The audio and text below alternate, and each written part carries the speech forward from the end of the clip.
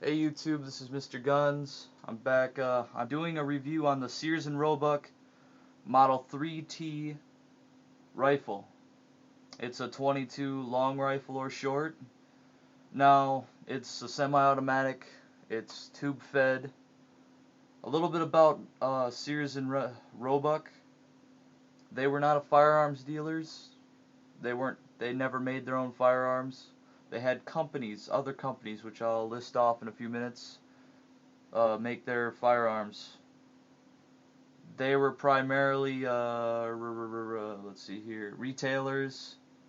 They did everything from watches, jewelry, to clothes, boots, tools. You know Sears from the guys that bought out Kmart. The company that bought out Kmart is the Sears and Roebuck of today. So that's something to think about. In 1886, Sears and Roebuck was founded. Multiple companies have been given the ideas from Sears and Roebuck to produce their rifles.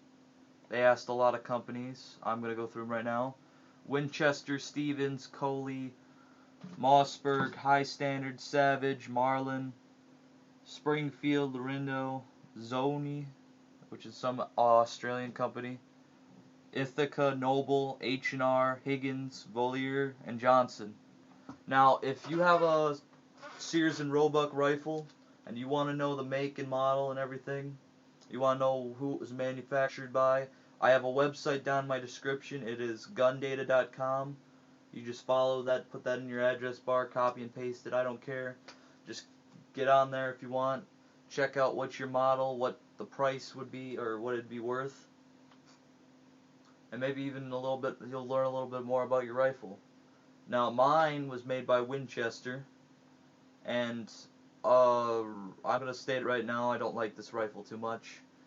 I would say it's a very good hunting, or I shot it, I've used it for hunting at 3.9 pounds.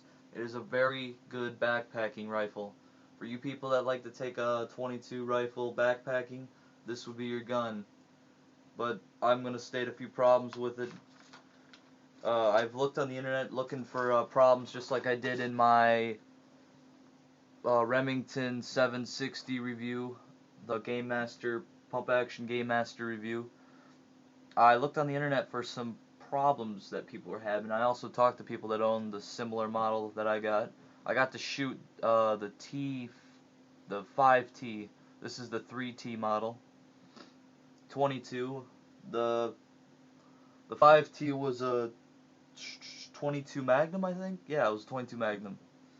Got it in my side notes here. The capacity for this thing is a 12.1, or 12 and 1. That's 12 in the mag, 1 in the chamber. I know I said 12.1, wow. But some of the problems I've been having with it is feeding. And now this wasn't just me, this was also my buddy with his 5T rifle. Model 5T. And I know I say a lot in my videos. It's not because I don't know what I'm talking about. It's because I'm reading from a paper. I wrote down a lot of my stuff that I usually say. And is usually my filler. So I'm going to try to refrain from using the word or like, or yeah. So, keep in mind when you watch my videos, criticize me if I say it too much. Make sure you do that. Please criticize me about that. If I say too much in a video, get on my ass about it. I need to remain professional. You need to tell me about this. It's your job to criticize me. But we're going to jump right back into this. It also jams easy. I've had double feeds, I've had stovepipes, I've had just about every kind of jam you could get. I've had, holy crap, I'm dropping everything. I've had too many problems with the feeding. It all goes back to the feeding problems. I don't know if it's with just the Winchester models of the Sears and Roebuck rifles, because I haven't shot anything but the Winchester version. Like the 3T through 3.5 or through 5T is made by Winchester, but there's the C series, the C2 through C6, which is made by Savage, a bunch of other companies. I can't even remember them all. They asked too many companies to make guns. They were inconsistent. How do you like my terminology? They were inconsistent with their quality because they used so many companies. So that's why a lot of them are. That's why they discontinued Sears and Roebuck rifles. I think they do have. Winchester still makes them and puts them in the Sears and Roebuck name. I'm not exactly sure on that. You'll have to do a little research on your own for that. I'm just here to do the review on the rifle itself, not any specific other rifles from this. Like I said before, it's a 3.9 pound rifle. Very good for hauling in the woods. I would run, you could run with this in the woods. It has a 12+1 capacity, like I said before. That's very nice. You don't have to take a lot of magazines, like those clips. I'm just going to call them clips now, because Marlin has, yeah, they're clips. Clips are magazines with you. That weighs you down even more, and when you're backpacking, every ounce counts. Trust me. Yeah, so it comes with a blued barrel, 22 inches long. This one's got a 5-pound trigger with it's a beveled trigger. I'll show you. It's nice and beveled around the edges, so it makes it nice and smooth. I don't like it because of this one thing right here. So, yeah.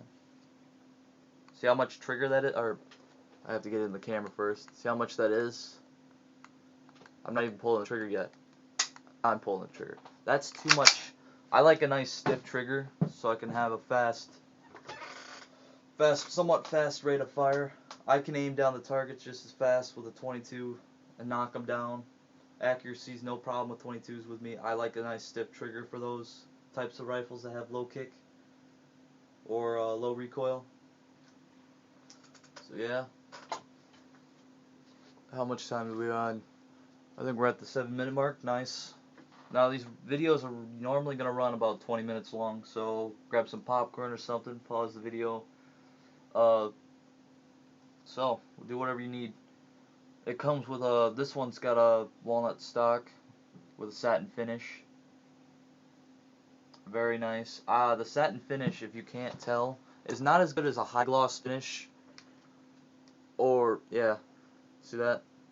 It wears a lot more.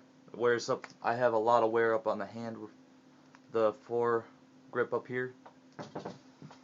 The high gloss will hold better, but it's a little shinier. This satin finish doesn't shine as much, but it's not as durable. Keep that in mind if you buy any rifle. This is a blued, so yeah, it's going to reflect a little more. But for hunting small game, that's not really a big issue. They don't distinct it as much. Other alternatives for this, well, I should go into the factory sights. It's a box with a blade. I call them box sights. They're this bulky looking sight right here.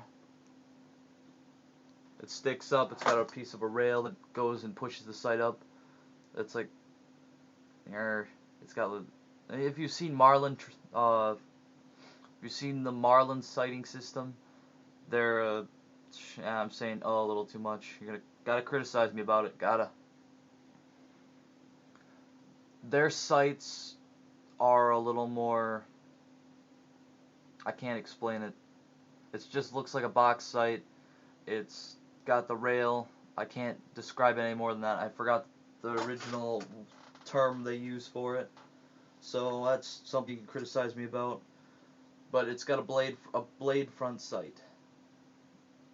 I wouldn't change that. There's just really nothing I don't even think you can change it really. It does have some sort of reflective tape on the front. It's kind of cheap looking. Looks like a 4-year-old could have done better. I'm criticizing the quality of this rifle because it has so many problems. Well, it's got 2 problems, but they're really major problems. So if you wanted to take this rifle backpacking or hunting, the reliability is in question. I would definitely do your homework on this rifle before you buy it. Take it to a gunsmith, talk to a professional, see what their opinion is about it. I like this rifle. It's got something else I like about it. It's got the stamped design, kind of like the Remington 760, if you've seen my new review on it. It's got that stamped design. It cuts into the hand real well. I like the Remingtons better, but you know, still good. Still very good cutting pattern, diamond pattern. Still cuts in pretty good. The trigger is my biggest thing I don't like about it. Other than the jamming, those are just problems. This is something I just don't like about it. It's just that trigger. You have to push it down so far, and then there you go. Yes, I've chamber checked it, obviously.